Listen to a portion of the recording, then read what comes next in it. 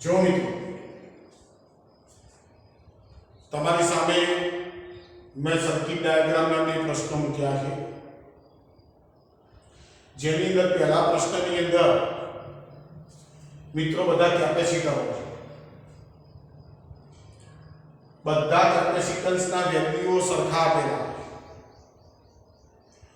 મને પ્રશ્ન પૂછ્યો છે P અને Q વચ્ચેનો સમતુલ્ય કેપેસિટન્સ શોધો. બરાબર મિત્રો? તો મિત્રો અહીં 1 2 3 4 5 અને 6 કેપેસિટર છે અને એના જોડાણ કઈ આ મુજબ બને કરીને આપ્યા છે. તો મિત્રો આપણે એક છેડેથી વિદ્યુત સ્થિતિમાન ધારવા માંડવાનું, એક છેડાનું સ્થિતિમાન ઊંચું લેવાનું, બીજા છેડાનું વિદ્યુત સ્થિતિમાન નીચું લેવાનું.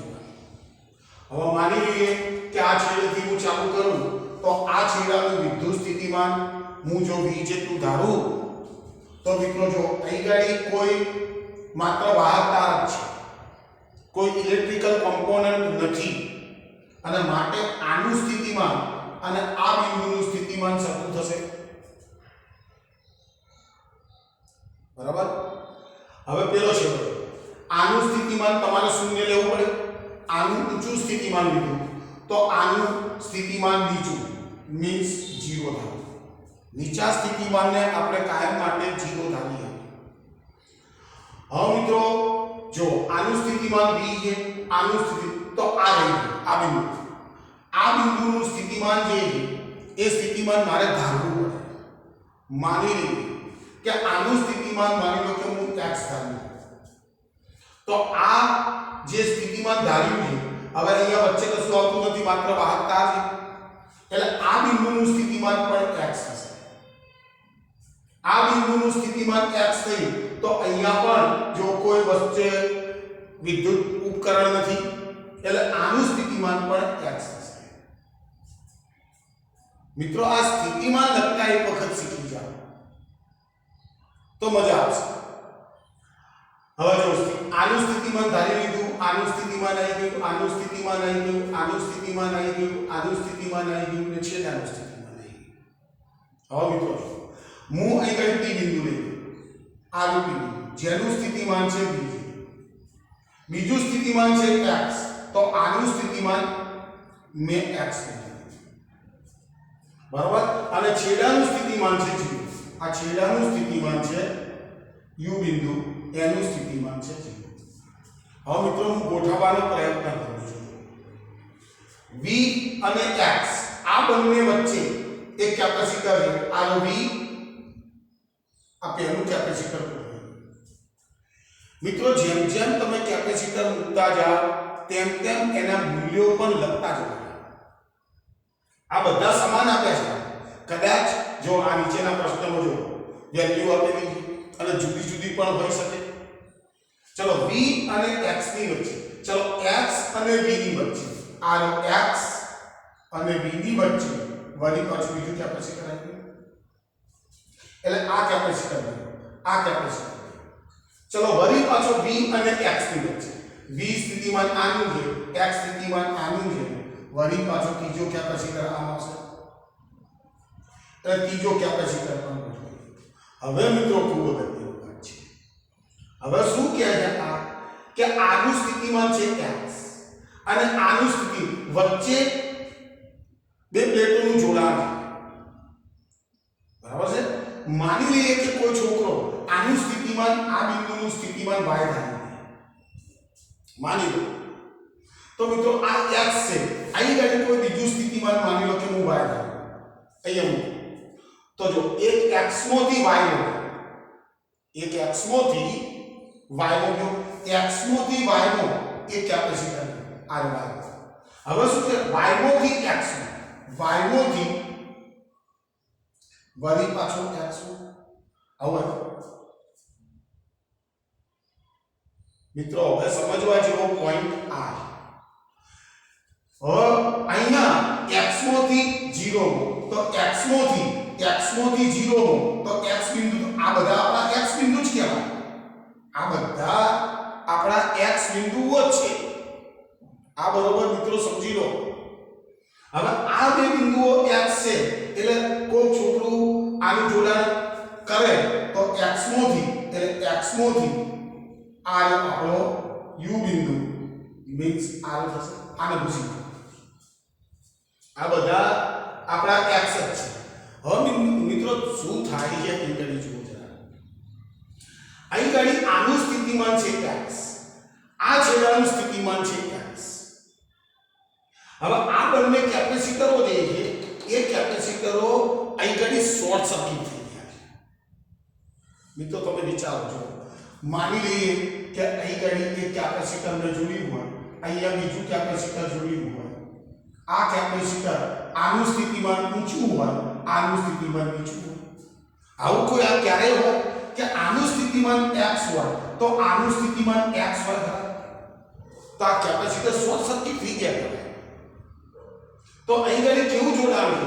આ x છે તો સામે પણ અહીં ગાડી x એટલે બંનેના સ્થિતિમાનો સરખા છે એટલે આ કેપેસિટર અંદર હશે ખરી પણ શોર્ટ સર્કિટ થઈ ગયા છે. મિત્રો સમજો આ વાત. એટલે એનો અર્થ શું થાય કે આ બે કેપેસિટરો શોર્ટ સર્કિટ થઈ ગયા છે એટલે સર્કિટમાં એનો કોઈ રોલ છે જ નહીં. સમજ પડી તમને? એટલે અહીં ગાડી આ જે બે કેપેસિટરનું જોડાણ છે એ શોર્ટ સર્કિટ થઈ ગયું છે અને શોર્ટ કેટલીક વખતે કેટલાક પુસ્તકો આને બેને સમાંતર જોડી એની સાથે આને શ્રેણીમાં જોડી દે છે. કારણ કે મારે તો x માંથી જોડવાનું હતું એટલે x માંથી તો હું અહીંયાથી જોડી શકું, હું અહીંયાથી જોડી શકું. સમજો પડે છે તમને? એટલે આ બે કેપેસિટરો શોર્ટ સર્કિટ થઈ ગયા. હવે શોર્ટ સર્કિટ થઈ ગયા એટલે આ ત્રણે ત્રણ એકબીજા સાથે સમાંતરમાં છે એટલે આનું કેપેસિટર 3C થશે. 3C અને C એકબીજા સાથે શ્રેણીમાં આવશે તો C equivalent is equal to 3C into C ભાગ્યા 4C થશે. is equal to 3C નો સ્ક્વેર ભાગ્યા 4C. C cancel. is equal to 3C by 4. મિત્રો ખાસ આ વસ્તુને સમજવા જેવી છે. આ બંને કેપેસિટરો શોર્ટ સર્કિટ થઈ ગયા છે એટલે બરોબર ધ્યાનપૂર્વક જોજો આને. તો મિત્રો એનો જવાબ છે 3C by 4. 3 by 4 એ epsilon naught by small d પણ તમે લખી શકો. ચલો મિત્રો નીચે એક બીજો પ્રશ્ન મૂક્યો છે.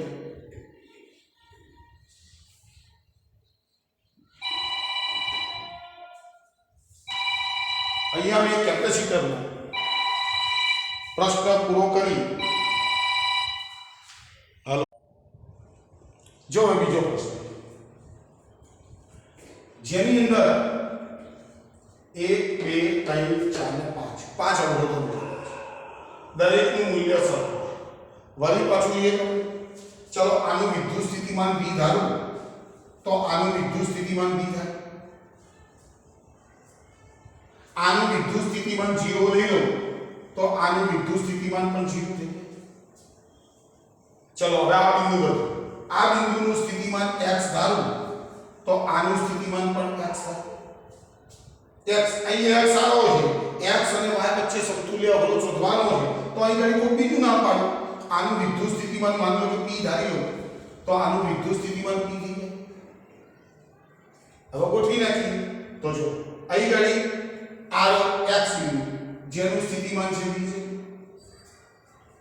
r y નું સ્થિતિમાન 0 છે અને વચ્ચે શું આવશે આપણો p. ચલો r p બિંદુ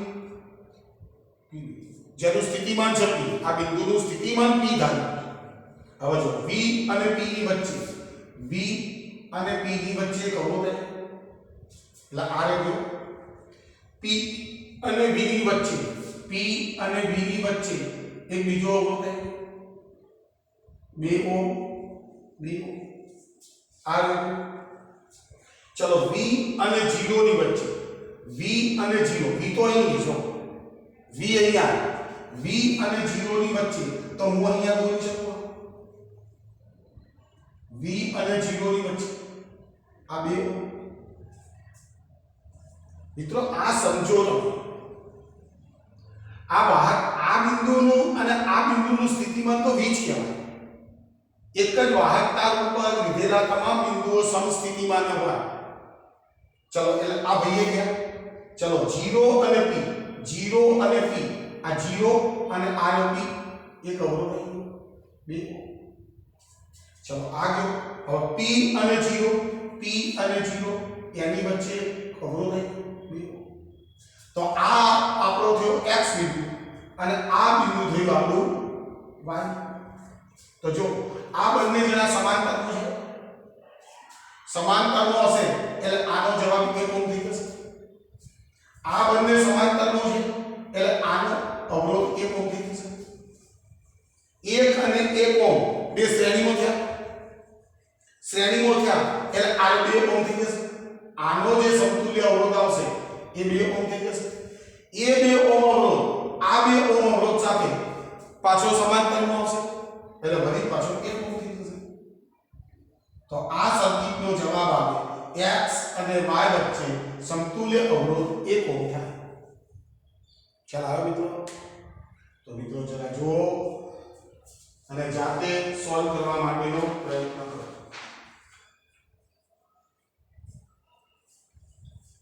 ચલો મિત્રો એક ત્રીજો પ્રશ્ન છે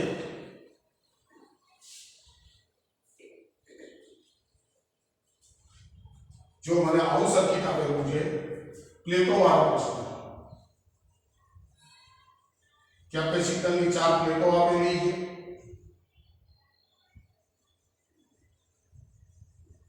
આ છે એ બિંદુ આ છે બિંદુ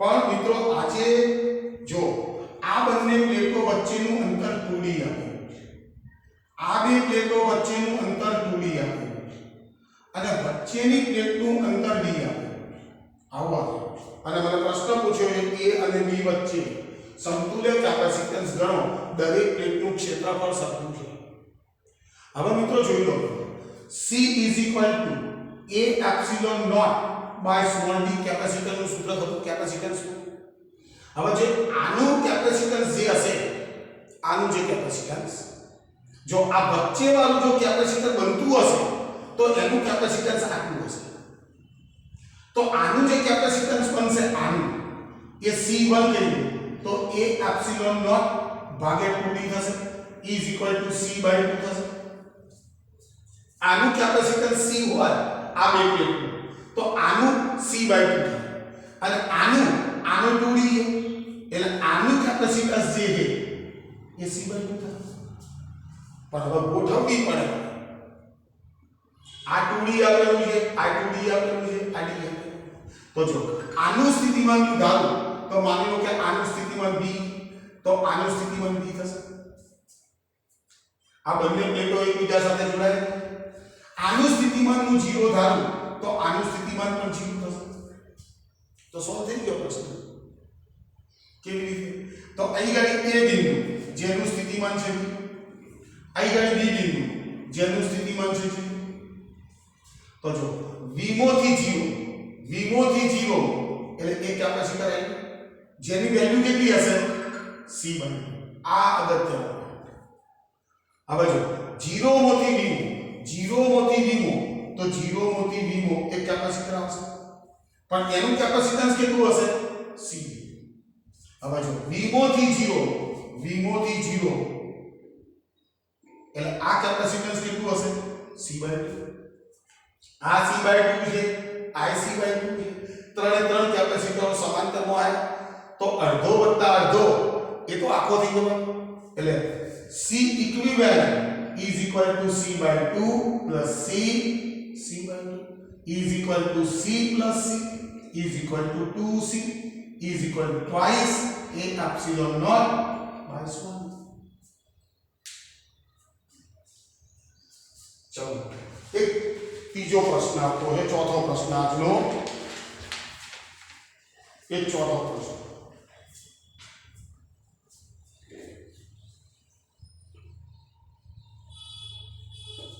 जो મને એક પ્રશ્ન એવો આપેલો છે